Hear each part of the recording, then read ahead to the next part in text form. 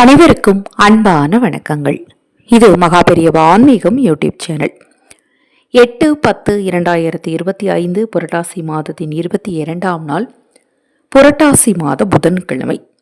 புதன்கிழமை என்பது நம்ம எல்லாருக்கும் என்ன தெரியும்? சனிக்கிழமை பெருமாளை வழிபாடு செய்யணும், வியாழக்கிழமை திருப்பதி போய் வழிபாடு செய்யணும், சுவாதி நட்சத்திர நாளில் வழிபாடு செய்யணும். இது மாதிரிலாம் நம்ம கேள்விப்பட்டிருப்போம், நம்ம வாழ்க்கையில் நம்ம ஃபாலோ பண்ணியிருப்போம். ஆனால் புரட்டாசி மாதத்தில் நம்ம சொன்ன இந்த மற்ற நாட்கள்லாம் எத்தனை சிறப்பு வாய்ந்ததாக கருதப்படுகிறதோ, அதை போலவே புதன் செல்வத்திற்கு அதிபதியான பெருமாளை வழிபடுறதுக்கு இந்த புதன்கிழமையும் ரொம்ப உகந்த நாள்.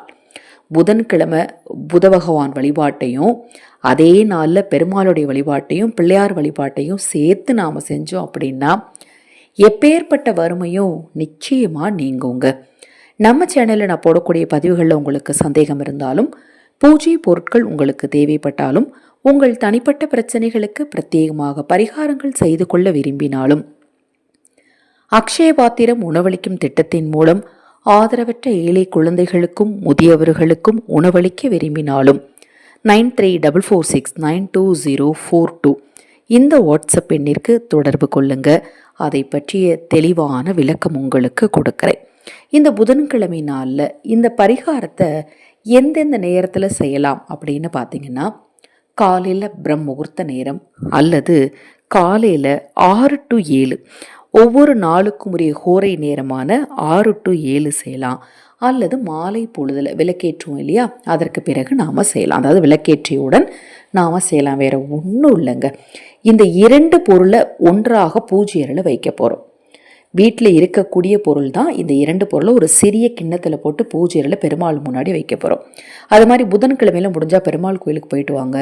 புதன்கிழமையில் உங்கள் வீட்டில் இருக்கக்கூடிய பெருமாளுடைய ஃபோட்டோவுக்கு தவறாமல் துளசி மாலை சாற்றுங்க. மகாலட்சுமி தாயாருக்கு தாமரை மலர் சூட்டுங்க. இது மாதிரி சின்ன சின்ன விஷயத்தை நாம் தொடர்ந்து செஞ்சுட்டு வந்தோம் அப்படின்னாலே நல்ல முன்னேற்றம் நம்ம வாழ்க்கையில் நிச்சயமாக கிடைக்குங்க. ஒரு சிறிய கிண்ணம் எடுத்து அதில் வெந்தயத்தை எடுத்துக்கோங்க. இந்த வெந்தயம் ஒரு அற்புதமான பொருள்.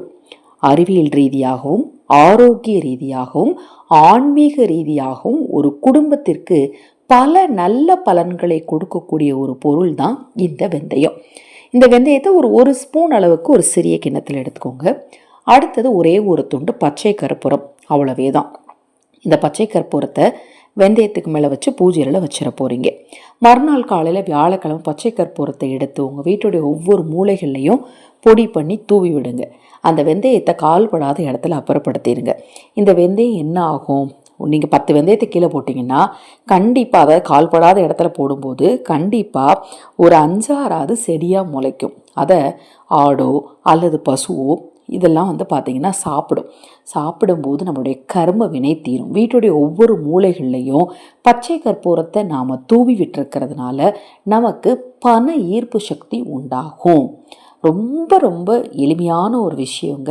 இதை தவறாமல் நான் சொன்ன நேரத்தில் புதன்கிழமையில் செய்யுங்க. இது போன்ற எண்ணற்ற தகவல்களை தெரிந்து கொள்ள நம்ம சேனலை சப்ஸ்கிரைப் பண்ணிக்கோங்க. நான் இப்போ சொன்ன விஷயத்தில் உங்களுக்கு ஏதாவது சந்தேகம் இருந்தாலும் வாட்ஸ்அப்பில் கேளுங்க. ஹரஹர சங்கர ஜெய ஜெயசங்கர மகாபெரியவா திருவடிப்பாதம் சரணம் சரணம்.